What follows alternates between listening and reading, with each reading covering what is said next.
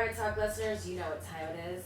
It's your favorite big booty, Alexis Texas. And today our guest knows all about breaking the internet and breaking hearts. She's a streamer, a model, and an entrepreneur, and the queen of digital hustle. The one and only Amouranth. Hey, thanks for having me. You are very welcome. I'm excited to have a convo with you. I've heard all about you, but I wanted to know the personal, the private talk that needs to be on this couch. And we're doing a first episode here at the W Lounge, so I'm excited to have you as my first guest. Sure. So, we want to know all about the juicy details about business, the branding, the late night DMs, and the real woman behind the camera. So, let's get into it. How did you start becoming this big entrepreneur that you are today? Well, I used to do more cosplay stuff like at conventions. So I think it's about 2016 that Twitch actually had this section called creative section. Okay. And they were trying to get cosplayers or artists to come join that, and you got to fast track your way to partner. So before that, it was gaming only, and you had to have 500 concurrent viewers to become a partner on Twitch. But with creative, you only had to have 100.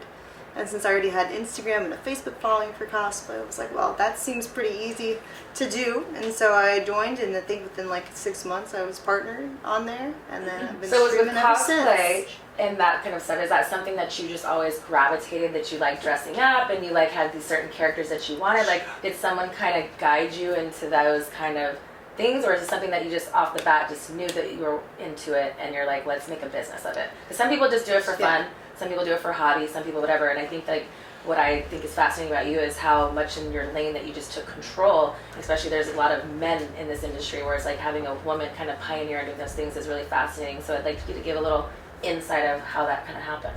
Yeah, well, I got into cosplay when I was in high school, so just going to conventions with friends, and then I saw like a lot of girls on Instagram, I think at the time like Jessica Negri and other big names were like making waves doing cosplay stuff.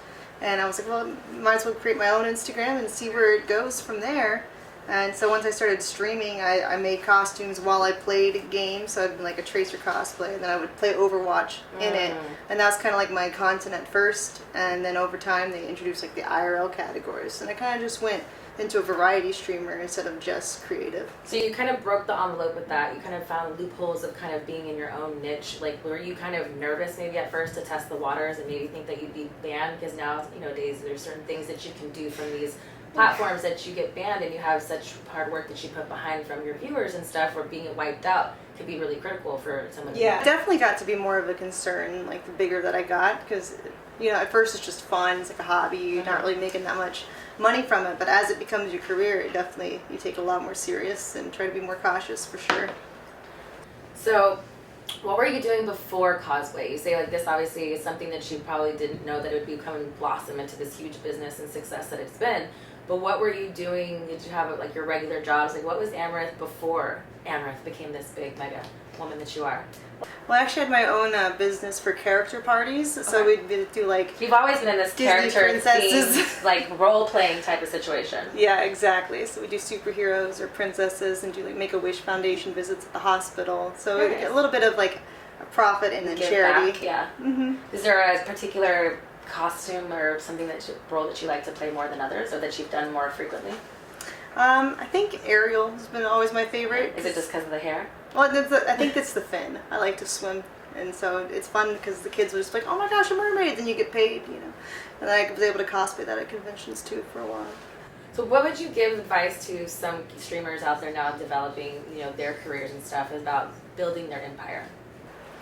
Oof, it's tough now. It's so saturated. I'm sure you know that too. Mm-hmm. And the algorithms are much less forgiving to females, So I think right now, if I were going to start today, I think the move would be TikTok, and then post the same content if you can on Instagram Reels and YouTube Shorts. Just like do all three at once and grow from there. Because now with Twitch and I'm on Kick right now, but it's kind of the same thing. Like the live streaming platforms, they don't have any discovery, and they're so saturated that no one will ever find you unless you build up a brand somewhere else first. Okay, so basically because of the saturated market, it's more like working and building your brand before you even kind of tap into those Twitch and Kick type of scenarios. Definitely.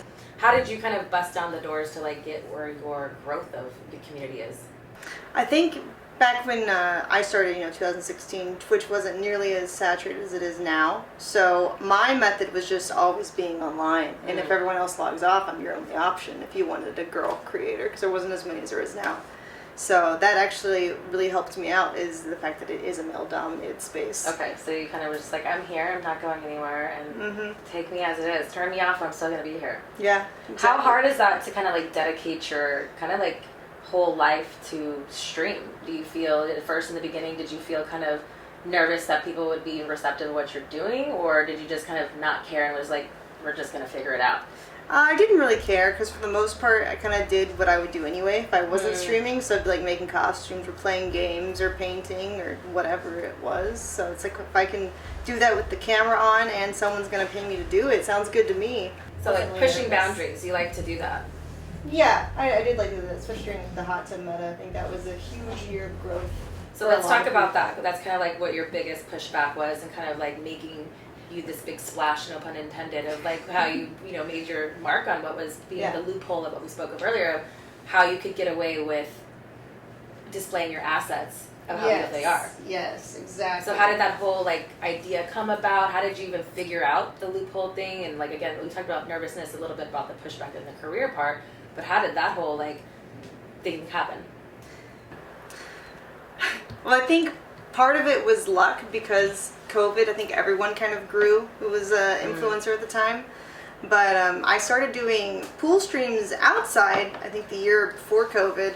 And I think it was 2020, I saw some girls do hot tub streams, specifically not just the pool, so it was much more like intimate setting. And I thought, well, that would be a good idea, but the problem is, they were in Cali where there's nice weather, but Texas, you have humidity and mosquitoes and cicadas so loud. So I decided I'm gonna bring the hot tub. Where the fuck are you? They're like, they're in this nice little like outdoor set. And I'm like, I'm gonna bring the hot tub inside, and that's kind of what started the wave of girls bringing their hot tub indoors, because you can control the lighting, you have AC, you can even have the computer right by your desk. Yeah. And so that kind of became the new thing, I guess. And that was great until they decided to make a section just for hot tub with like hardly any discovery, and basically like, where's my cut? No advertisers. Like, So that kind of was the death of the hot tub meta, was moving it into its own section, kind of shadow banned from the rest of the site. They're just always trying to be shady somehow or another. Yeah. Can't win too much. Don't win too much. So you took this career of yours and you made it into something that's, people look up to, and you made it into not only that, but a business outside of your creators. Can we talk a little bit more about that? What kind of business endeavors did you kind of go after making such a lucrative amount of money with being a creator? Well, I don't really have like my own business that I run directly, but I do invest in a lot of businesses. But that's a business. So, I feel like, investments is a big thing that a lot of people don't tap into. I think like our financial literacy in the U.S. is not as big as it should be. Yeah. There's planes everywhere. We're not in Texas anymore, honey, but welcome to LA. True. Like I started investing in gas stations. They got a lot of press at the time. It was just a good little investment that kicks back money and is also very advantageous to taxes, because you can take the total amount spent on the buildings and take it from your total income for the year, and now you have like a new lower income on paper, so then you have less taxes to pay essentially. So were you always a business savvy woman, or did you have somebody kind of guide you into like a business manager? Like how did you, because most people, they're making all this money, we're at young ages, whatever, and some people just blow it. And I think that that's really cool to see, like the creators now, is like invest your money. Maybe you may not know, but like now are the times to know, where it's like if we don't know something, we should research it, we should learn about it, we should find people that have those jobs specifically to help us. Because I feel like asking for help, sometimes people think like, oh, this ego, where it's like, honestly, that's the strongest thing I think someone can do, is like, I can't do this, so help me do this. Right. I consider myself very lucky, because I was not financially savvy at all before I became a streamer. But I actually got married before I even became a streamer too, and my husband actually does have his background in finance. Okay. But even his background wasn't nearly as like complex as we've built our like financial investments together now. It was a base of a start where it was had more direction of like what just not being educated at all about it. Right. Yeah. So we've had a lot of help from accountants and just like friends who in the industry. Because when you say buy, like you own a gas station, that's like people are like, how do you do that? You know what I mean? But like, I think that it's cool to like know the ins and outs of like what you said. Like you put this towards this, and this is what you can kind of get. Yeah. It's kind of an uncharted space, I guess, having all this like money randomly come up from the internet. It's still a new phenomenon. So I think most creators don't really know quite what to do with it either. For sure, and that's I think also the most important about like the literacy part is making your money it's like money off itself instead of coming, because sometimes we don't know what these creator spaces of how long that's going to last and what that's going to do, and that's like the important part of investing not only in your brand but in the life beyond the brand. Definitely, and especially for girls, because we kind of have like what society views as an expiration date, like where there's going to be less people who are attracted to you over time, and if attraction is like the main front of your working, and you got to invest your money. I think that's a myth, though. I feel like that is also. I feel like it's a misconception. I do believe it to a point, but I also feel like look at all the markets and like things of everyone. Like there's a Golden Bachelor now. Like there's a lane for everybody where there's things that like. Just because you get old doesn't mean you're not attractive. So it depends on where you want that, to go or to like your legacy compares or like where you're going next. But I feel like I hate when people try to project. They're like, well, when you're getting older, your fans are. I'm like, no, they're still gonna love me. They're still gonna know my big booty back here is gonna shake. Maybe not as much, and maybe not want to. Maybe it'll shake more. But it's like at this point, I'm hoping to have a statue of the ass where they can just go and praise to the booty of all high. We have AI. It doesn't matter what we look like anymore. That's AI true. is getting better. Better and better. I love it. I want to know what is a misconception about streaming. We talked about the business. We talked about how successful and like things growing up to like. The boundaries you push, like the doors that you've opened for other creators such as yourself. What is a misconception that you think is talked about most about streamers? I think that it's easy to become a streamer. Yes, I think it's easy to press live, but I think it's hard to grow an audience. I think the job itself, if you describe it to somebody, sounds really easy, and it's really easy to do, but to be able to make a career out of it is the hard part. Okay, that's fair. I feel like, again, even with the dedication of like someone like a streamer for you, I feel like is so much. Even though like I have sex on camera, you being a streamer, I feel like is more kind of almost evasive because you're streaming majority of your day, and it takes a lot of like that out of like what you're doing. So you bring them along, which I feel like is the cool part because you kind of like go through life with your fans, who's like your streaming community. So I think like it's like, and people think like, oh, it's just so easy, just turn the camera on. Where it's like, no, like you may have real life moments, you might have a bad day, like you're human, there's all these things, whatever, but you kind of have to like not necessarily push it aside, and I don't know exactly if you show that to those things, but you're human. So it's like I think that part is I think maybe the hardest part, where it would be like that's why it's not easy, because it's like you're giving a personal in. Yeah, that's a big problem that streamers typically face, is that the more that they're live, the more risky it is to be canceled over something they said, taken out of context, or had a bad day or whatever. How do you handle that? Do you give the rawness, or do you kind of hold back and be kind of a little bit more PC because of this cancel culture that we live in these days? I figure I'm already not brand friendly, so I don't hold back. Okay. Yeah. I like it. It's like, I know that you're not from Texas, but you live in Texas, correct? Both. Both? I am okay. from Texas. What part of Texas? Houston. Okay. I was like, you have that Texas like drawback where it's like we give a fuck, but we don't give a fuck because it's like take me as I am, or meet me where I'm at. Kind of thing. Exactly. So how do you deal with burnout? Because being a creator, like we said, you're streaming constantly. You have this like kind of fan base to kind of like not just you're like have to do it, but it becomes almost like you have to do it. It's like your life when you're streaming. How do you deal with burnout? I think burnout for people is often just like a bad perspective on reality, at least in the social media space. Like I understand the office space, but when people are like able to just travel, like live stream and like do whatever they want, essentially play games or whatever, and they're like, oh, I'm so burnt out. It's like they've forgotten what reality is like for most of the world who still has to go to a job they hate every day. It's like you have the opportunity to do anything you want and get paid for it. You're essentially getting paid time off every day. The fact that anyone would even utter, I'm burned out from that type of lifestyle is crazy to me. And so I personally don't really have burnout. There are days where it's like, I don't feel good, I don't want to be on camera, but I wouldn't call that burnout. I would just call that not feeling well. So. Facts. So would you say that, you're kind of, I feel like it's not a burnout, and I get that what you're saying. I feel like is in a sense, I guess, if you don't have a burnout, how do you stay grounded within the work that you do to continue to enjoy it like you do? I think it's, again, just a perspective thing, knowing that there is an expiration date at some point, if not to, like, online in general, just how lucrative it is. Like, for instance, like, I have a kick deal right now, right? And so, like, my time that I spend live streaming will not always be worth in, like, the dollar amount that it is when you have a contract. Okay. Yeah. Nice. How do you handle relationships with fans? The fact that you're streaming all the time, have you ever had an interaction with fans that have kind of maybe crossed some lines because you do give so much? Yeah, there's definitely some parasocials out there who think that they know you, even though they don't at all, right?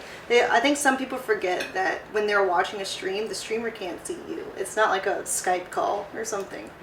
So there's definitely some people that get too emotionally involved and think maybe they think they're going to be in a relationship with you and like try to stalk you and stuff. I don't know if you've had that problem too before, just being in general. For me, I've definitely had the fans that have kind of either written extensive love letters, like we're like, you know, in relationships, and have the like overzealous type of relationships because they think you know you, especially with, you know, platforms that we have now that are so lucrative. It's a teetering line for our safety and what those things are, but it is also, we are a persona, and it's not a 24/7 thing. So I think people forget the reality and what those things play with.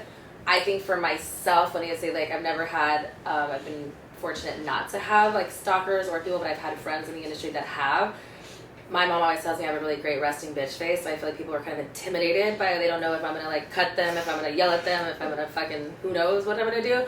So I feel like it goes either way, but I've also had people who've been the same personality that people still push the envelope. You know, for me, I think I'm a little scary. Maybe that's also why I'm single, who knows, but I don't know what that is. But fortunately, I haven't had that. But I also have had the people that do come up to me and cross the line, but in the act of it, I nip it in the bud, because I feel like if you cater to it or you shy down and back down from what your boundary is, that's kind of the scarier part, because then they continue to do it until you say you feel uncomfortable or something. Unfortunately, that happens.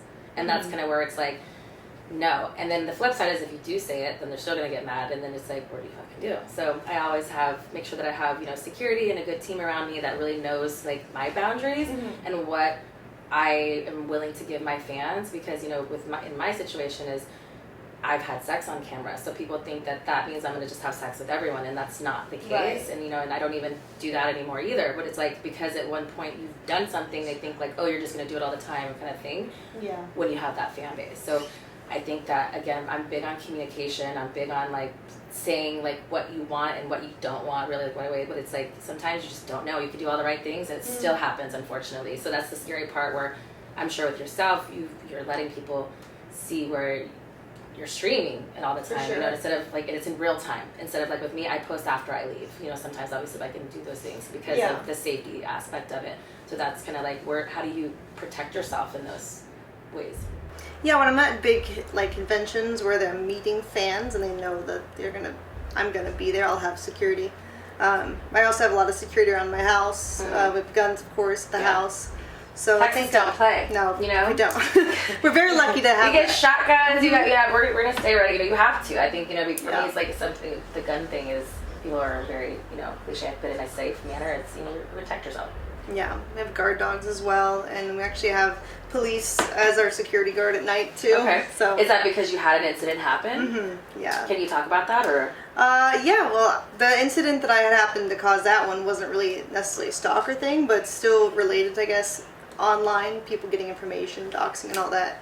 I had a break-in in March with 3 guys, and they held me at gunpoint and were trying to get crypto. They just kept asking what the crypto was. So, completely insane individuals. Is that something that you talk about on your stream about your crypto? We've talked about crypto before, but it's just like, who keeps crypto under their bed or something? You know? Yeah, like, I don't even know how that works. I'm like... Yeah, so definitely there has been some major... things recently that made us increase security, but we've always had pretty, I guess, advanced security, more than like a typical person too, because of the parasocial stalking behavior. That's unfortunate. It sucks, because it's like you're willing to give everybody everything, right? You're putting the inside of your life, where it's like, you know, where does that line draw and cross? So it's like, now you're just fortunately, you know, good in a space that you can afford to have the private security and that stuff, because it's crazy. But Yeah, sorry that happened to you. And that's a lot. That's a lot to deal with. I'm sure it's still kind of scary to be in that situation because you just don't know. Yeah, definitely. Have you ever had any, like, what's your best fan interaction? Let's talk about the worst. Let's flip it to the good parts. The best fan. I think, honestly... I heard that, so it has to be good. I think the best fan interactions that are, like, the most fun for me personally is, like, just I'm in a store shopping on stream or something, and girls come up, and they're like, oh my gosh, I love your streams, like, I love how much you love animals, I love your horse streams, those are my favorite. Because I think that's just, like, such a breath of, like, pure, refreshing like, they don't want compliment. They're just being like, they're the just realness. being nice. Yeah. Versus, like, guys being like, I love your personality. They stare at your tits. Yeah, like, exactly. Nice personality, Amber. Yeah. I mean, they are nice tits. You know, you can't help them. Is there any future collaborations that you kind of look forward to, you want to be a part of, or anything that you have up your sleeve that you want to share with the private talk? Oh, we want the truth, Amouranth. We're here for the truth. We want the down, the dirty. We want it all, honey. I think something that'd be really cool would be to do like a live stream at Australia's zoo and get like a tour by Bendy or Robert Irwin. That'd be really cool. Okay, all right, I like that. Have you been to Australia? Never. Nice. You have a destination you want to go, or just all over? You ready to go? Pretty all over, but definitely the zoo for sure. Australian zoos are the fun. I had the koala. I always like the most fun. Although all they do is really sleep and get high, which I love. But you know, they eat the leaves on the tree. But you think they're a lot more active, but they're really not. Yeah. Fed kangaroos. Like it's definitely an experience. Like we like bottle fed kangaroos, which is a lot of fun. I love all that adventurous fun stuff. But yeah, it's definitely. You have to do that. I didn't get myself filmed, but I would watch you get filmed doing it.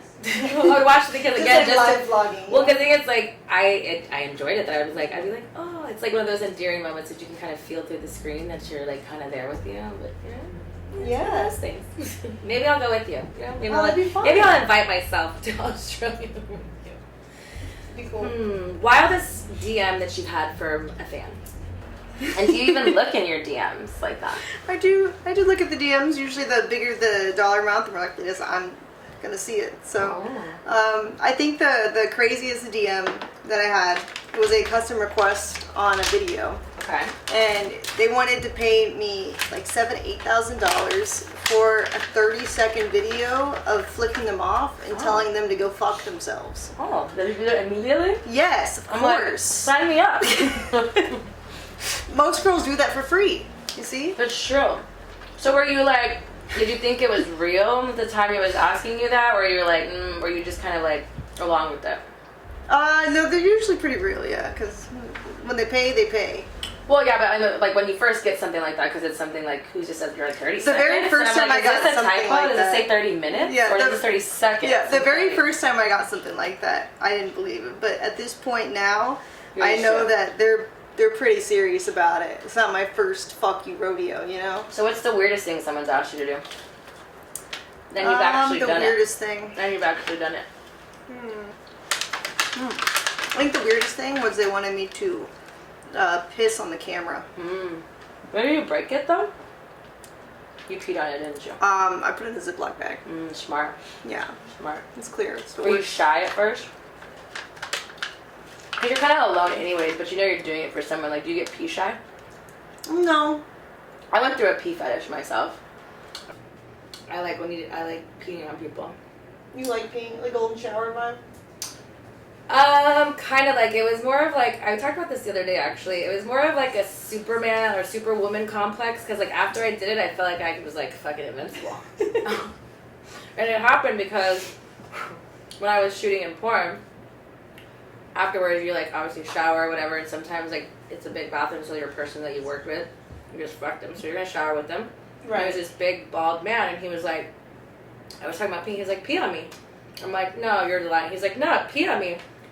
But he was like, no, pee on my head. So I stood on top of this thing. He sat below me and I peed on his bald head. And something about that changed my life. For a really short time. But yeah, afterwards I felt like, you know, like when they tell you to do the Superman pose, I felt like I was doing something like this. That was a lot of fun. Did you record it? Yeah. That's what's even greater. Okay. Sometimes the most intimate, weird things, not recorded, they're recorded up here. Yeah, in your memory. So for a while, I don't know why, but it didn't turn me on sexually. It just made me feel powerful. Like I can only think like if a man, like how you feel when you hold your, you're stroking, doing those things. I feel like that's what it felt like for me at that time. It's like a facial, but with piss, kind of. Maybe. So then I tried to pee on someone else, not their head again, and then that didn't really do it for me. And then I was really into it, and I was like, "Yeah, I'm gonna pee on you." He's like, "Fine, do it." And then I got pee shy and never did it again. Oh. And now I just pee by myself in the shower. Does it still make you feel powerful? Yeah, because I always feel powerful, but there's just something about peeing on someone else that made you way more powerful at that time. Things happen in your 20s. Well, if you do like a lifeguard concept, you can pee on someone to save them from a jellyfish sting. Wow. And then that's your excuse to pee on them again from above. See, we're making content and y'all don't even know it. Yeah. Stay tuned. All right, dating. You said that you got married earlier. Are you still married? Yeah. Okay, so it's just monogamous. You two, do you guys invite partners? Have you done any extracurricular activities? It's strictly... No, it's very Texas and traditional. Texas. Woo! Texas. Very conservative marriage. So how does he feel about your streaming? And he streams with me now. And your OF content. Are y'all like fucking on there? Or are y'all doing dirty things? We've done some stuff on there, yeah. What's some stuff, Amouranth? I don't like to define it too much because I want them to go buy it to find out. See, so tell us where we can buy it at. My OnlyFans, if you need like a link tree, my link tree is called downbad.com. You hear it. Check it out. Bad trade. So, so we won't describe or anything what y'all do, but you went from streaming and then you did a little bit more adult content. How long throughout your marriage did it take for you guys to start doing stuff in front of the camera and like kind of opening up that door? Well, I think we started OnlyFans like 2019, 2020 maybe, so around COVID probably, I would say. I feel like that's when everybody was like, because it was around for a while, but people had it, but we weren't really using it like we were using it because... Biggest mistake. And then we were like, what? We could work like this from home? Yeah. Should have started it way earlier. Because at first they were offering deals to people like 10% fee instead of 20%. Should have been early. I didn't get in that boat. Yeah, neither did I. It's alright, we're here now. That's right. Do you do any collabs without your husband? No. I do a lot of solo stuff though. Okay. Yeah, sometimes there'll be like, I guess, people that cameo in it, but most just my husband. So what's next? You started streaming, you're still streaming, you're taking this money that you were continuously making and investing and doing other things. What do you see for yourself next? I'm not really sure, honestly, because we're just trying to figure out what we want to do with stream once our kit contract ends. Okay. And we've thought about doing like a podcast too together. I think that'd be kind of cool. You know, since we are both in our 30s, getting older, and it just feels like that's more the vibe that attracts an older, or at least like mainstream audience. Because it seems like a lot of the big TikTokers and Twitch streamers and stuff cater to like younger crowd. Yeah. So we're trying to find like the new way forward.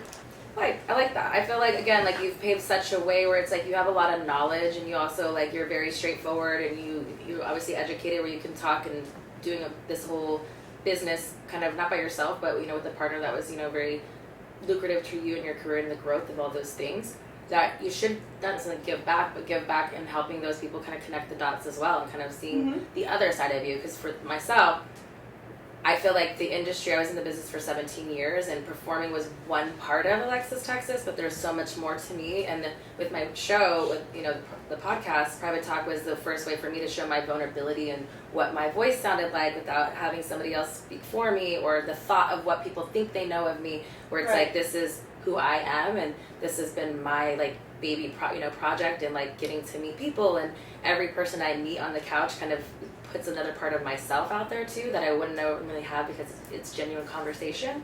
So it's cool to kind of give back, and like you get a different kind of fan base, kind of even more in tune to what you are, because now it's like you see all of it, where it's like it's a full circle thing for myself. So I think you should lean into the podcast, girl. Yeah, more lifestyle traveling type content. Yeah. It'd be really fun too. I like it. I love it. I hope you're enjoying the episode. I know I am. And we're going to get to my favorite part of the episode called Truth of Texas. We get a little bit naughtier, a little bit more spicier, a little bit more romantic, a little kinky. We're going to have a little of all the things. So, would you consider yourself a romantic, Amouranth? Fairly, I guess. Like, I would like romance. So you want to be romanced. Oh, you yeah. are not necessarily the one who's doing the romantic gestures. I mean, I think it's an even mix, but yeah. Okay. I do like romance. So what's the most romantic thing your partner has done for you? Ooh, gonna be a tough one. The most romantic. I think honestly, it's not really big, grand gestures like people might think it is if they don't have a relationship. It's more of the small things, you know. It's like when I come to the hotel after getting off a plane, you know, he's got all my favorite snacks ready to go, all Thoughtful. my favorite drinks. Yeah, thoughtful. And like if I'm away, he'll send me like videos and pictures of my animals because he knows that I want updates. No. You're like, that would not be romantic. No, that's not romantic. Okay, what's the most romantic place you've ever been to? Ooh, romantic place. I think Pebble Beach was really pretty. So what made it romantic for you? For those who haven't been to Pebble Beach, like what makes that a romantic It's thing? just this beautiful golf course right on the beach, like Monterey, California. Okay. So the weather is perfect, and the grass is very lush, and there's like Canadian geese and their babies all along it. It's just gorgeous at sunset, and then we also went on a Are you a beach. golfer? No. Okay. We're not a golfer, but the food was great. Okay. We went on a beach horseback ride. So that's That's fun, too. romantic, yeah. I like that. Beach, horses, you know, it's a little cute. Yeah. Describe something that turns you on. What is something that your husband can do that it's just, you know he's going to get lucky that night? Ooh. There's a lot of little things, too. Okay. But, I don't know, something more juicy. Let's think. We're warming you up, so these are I romantic ones. You know, we're warming you up into the game. You know, where you. I like when he works out in front of me and Okay. does deadlifts. I really like a nice ass. So you like his ass? I was like, he's bending over. He is a tight ass. Yes. Okay. Yes. What is your love language? I think quality time. Okay. Just spending time together. How do you give? How do you receive? That's how you receive it. So how do you give it? Like with your partner, what is his love language? Fellatio. Sexual acts only. I can see why you're still married. I mean, like, you gotta keep it going. And you could maybe see it on her OF. I mean, we know the link. Go find it. Yeah, exactly. Let's see. If there was a song that described your love life, what would it be? I don't know. That's a good question. Never thought about it. We can come back to it. What's yours? Let me think about it. I said, doing it and doing it and doing it well. Hopefully you know who that is. I don't know who that is. I'm LL Cool J. I'm not cultured. That's the problem. It's okay. It's old school. You know, I'm about to be 40 soon. Yeah. Okay, we'll go back to it because I know that sometimes it's like you feel like you're like stuck and there's so many songs you're doing. It'll come to you. We'll let you live on that one. Okay. How did you know you were in love?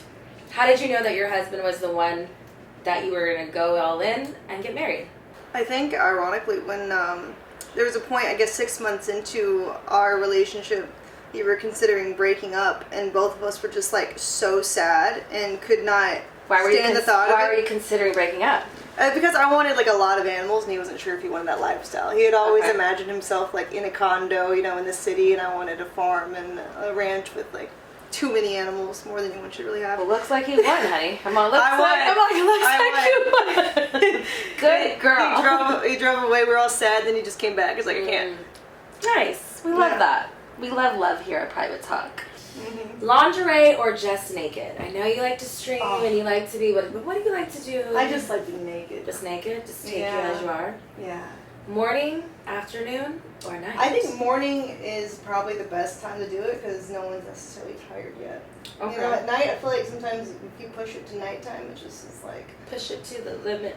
Then by the end of the day, you're like, I don't even feel like doing anything. I think morning is good. Morning's good. Good lighting. I'm at all times of the day. If you can like stimulate me, I'm ready for it. Like, you know, I'm just a very horny person. That's good. That's probably why I got into porn, really. It used to be that way 10 years ago. Yeah. 10 years ago? I don't know. I think I get hornier, which is crazy because don't know. That's another story. Let's talk about me. Let's talk about you. Do you like the lights on or do you like the lights off? Where does it matter? I think like finely dimmed, so like barely enough in the light to see. Okay. Yeah. All right. Some mood lighting here. Mm-hmm. Did you ever have a crush on a teacher? No, not at all. What about you? Did a teacher ever have a crush on you? Not that I know of. A bit inappropriate if they told me. Facts, but you never know these days. Back in the day, me, I didn't have a crush on a teacher. I thought a teacher was attractive, but one of my friends ended up having sex with him after we got out of high school. But yeah, he never. It was just because all the other teachers were old, and he was the only younger looking one, but he wasn't even that attractive. He was just there. Yeah, I've never had an attractive teacher. In Texas, you never know what you're gonna get. It's true. Favorite place to be kissed? I think actually forehead. Forehead? It just feels like intimate and cute and caring. Yeah, but if someone's kissing you on your forehead, that's not like I want to fuck you. Oh well, I want to fuck regardless of where I'm being kissed. So if your husband kisses you on your forehead, you're gonna like. It just makes me feel loved. Okay. All right. So more of an enduring, like a little warm hug. Yeah. I like that. How do you feel about a sensual massage? Do you give them? Do you receive them? Which do you prefer? We tried giving massages, when we were first dating, and I feel like I never quite got a good massage out of it because you just start fucking me. I have that problem. As soon as you get to my ass, they're like, let's go. So, I mean, the concept is nice, but I don't think I've ever fully gotten the whole massage part out of it. You're getting cheated out this. It's like pre-cum, They're just giving you something works way too early. Right. Way too early. I got a thigh massage, I guess. We didn't get to the back. For women, I call it blue lips because, when you don't get aroused and it's only that, it's just, I was definitely aroused. I just didn't get the massage. Well, that blue lips is more like you getting left out on something. It's like stimulating and you stop. Like for me, it's not the sexual part, but I like the massage too. Like when can it's kind of like I always give the massage and when it's like, oh, it's your turn, it's never happening. It's Yeah. My version of that would be like grinding on the abs, and you're enjoying it, but they're like slow down. You're like, then you have to stop. So it's like. Kind of like pillow humping back in the day, like grinding on the... Exactly. Were you a pillow humper? A little bit, yeah. Okay. I grew up with pillows in my life. Yeah. How do you think social media impacts relationships? I don't know, because for us, it's like we're both doing the social media thing together at the same, working on the Amaranth. So it doesn't do anything for your life, but have you seen maybe friends or people you've been around where it maybe affects them? Yeah, I see it more when someone's already doing social media and then they join into a relationship. If the other person's not used to it, can get jealous, is what I've observed. Okay. Yeah. Do you ever get jealous with your partner?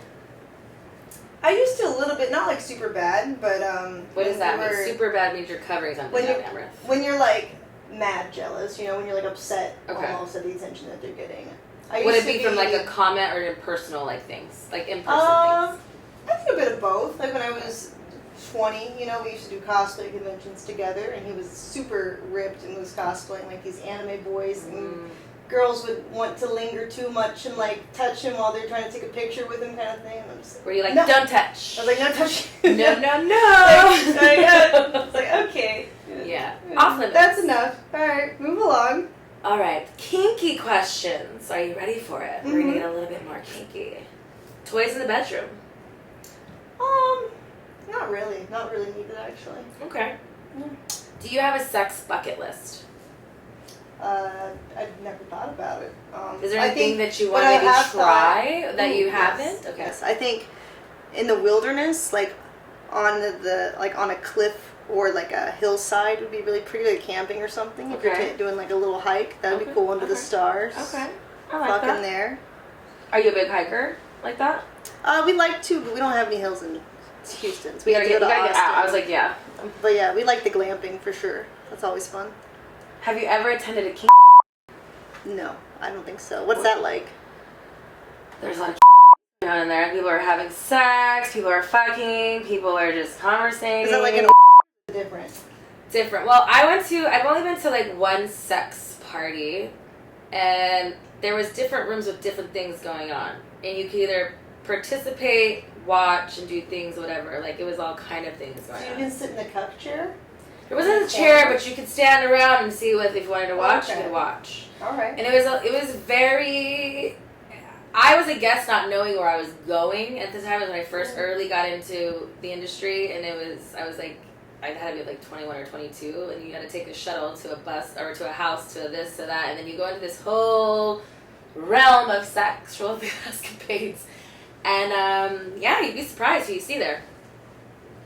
Were you okay with it? Did something bad happen the first time you went? No. For me again, I didn't participate. I was a voyeur. Oh, okay. Me and my one girlfriend, because I went with my girlfriend, and it was a guy in the industry. I think we had like went from somewhere else, like whatever. We all kind of went, and I didn't know where we were going, so I was just like, sure, I'll go. And of course, when you're 21, you can go everywhere. And we started making out, and then like me and the girl, and then like people started to touch me that I didn't know who, so I was like, yeah, I'm good. I'm gonna walk out and get some fresh air, go smoke a joint. But yeah, so because for me, it's like if I don't know you, I'm not like a free for all. But if I'm in those settings and like I want that person, me and this person, into like one on one, cool. But it doesn't like make my be like, oh, just take me and do whatever you want with me. Like I like to be in control. Yeah. So I have to be like you, and you, fuck you, and maybe you over there. But yeah, maybe. But that didn't happen. Once upon a time. It's a whole different world to me. What is the most number of times you've maybe once. Once? You only in a day? Yeah. A multiple timer? No. No? You just get the job done and it's just good for you? Yeah, I guess so. What kind of toys do you use? Or do you have to because you're I like the bullet vibrator. You're straight to the point. Yeah. I don't like anything that's too grippy or absorbent. So you're external stimulation more than internal. Oh yeah, I get like nothing from an internal toy at all. I used to be that way, but then I got horny because I didn't have sex for 8 months, and then I gotta make do with things. But yeah, the Hitachi is my favorite toy because it's like, again, I'm more external stimulation than if I want to like have internal. I want to be fucked because what's the point? Yeah, you need the ball from the outside. There you go. Let them know, Amouranth. Yeah. It's done and dirty. Like it. Yeah. Let's see. Do you watch movies with your partner, like adult movies? Or do you just make your own so you don't need to? Yeah, no, we don't really watch anything. Okay. We just make OnlyFans content and then, fuck by ourselves off camera too. Have you ever had a fantasy about someone that you've known? No.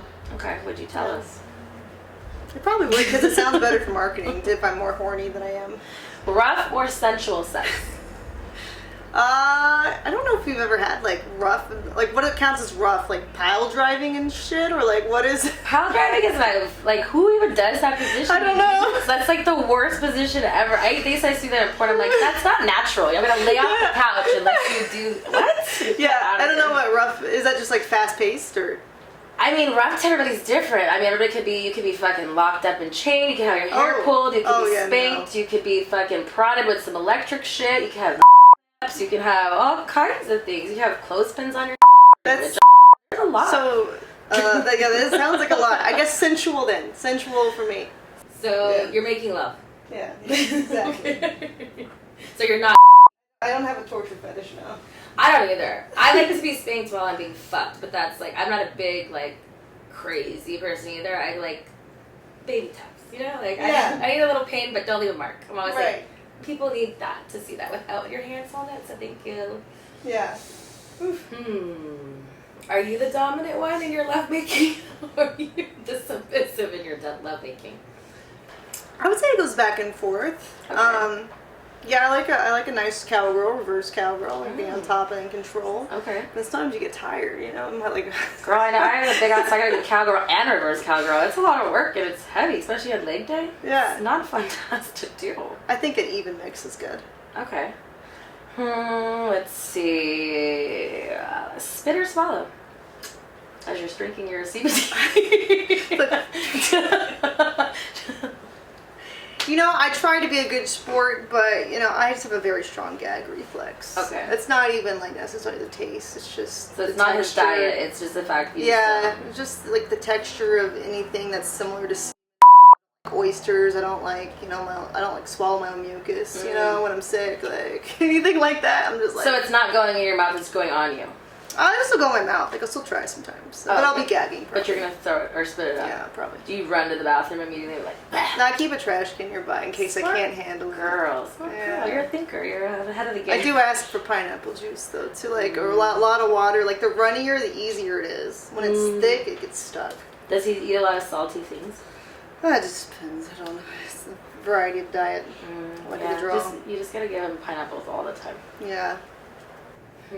Fake ass or real ass? Which do you prefer? Or which do you think is more attractive? You said I've only had experiences with real ass, so. But the look of it. The look of it? Yeah.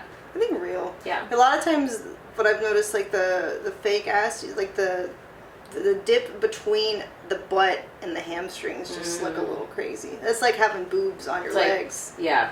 Especially when the legs don't match. Yeah. The things. I feel that. All right, naughty questions. Let's draw a little naughty. We're a little naughty. What's your biggest turn off?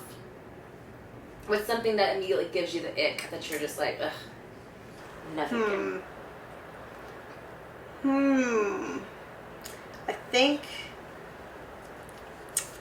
if you're trying to have sex after the gym, but then they want a blowjob first, because I don't like sweaty. Like, I think sex is hot when the person's all sweaty. Like if you made it sweaty, not the already sweaty.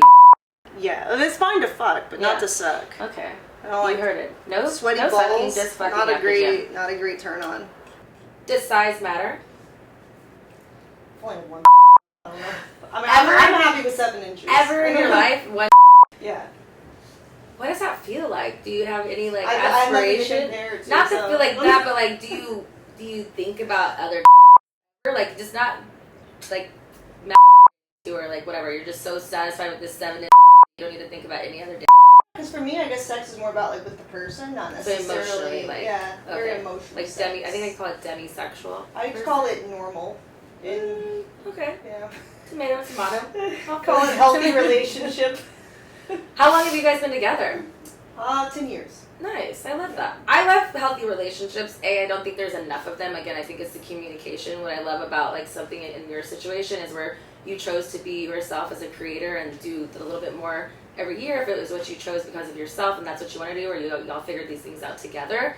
But it's like the expansion together as a group of kind of like building this brand, which I think is cool to do together in a healthy way. If like as long as he allows you to be you and how you want to do it, then rock on. And it's fun now because now we stream together too. So we like that. Has anyone ever fallen? Well, your husband, has he ever fallen asleep during sex? Yeah, actually, I think we both have. Like he's fallen asleep like inside of me, which did he depending on how long we're asleep, that can either be okay or it can get kind of like or a yeast infection waiting to happen. Yeah, exactly. It can get kind of like that feeling when you pull out like a dry tampon, you know, and you're like ah. But Ouch. It has happened a few times. A few times. Okay. Spicy questions. Last set of questions.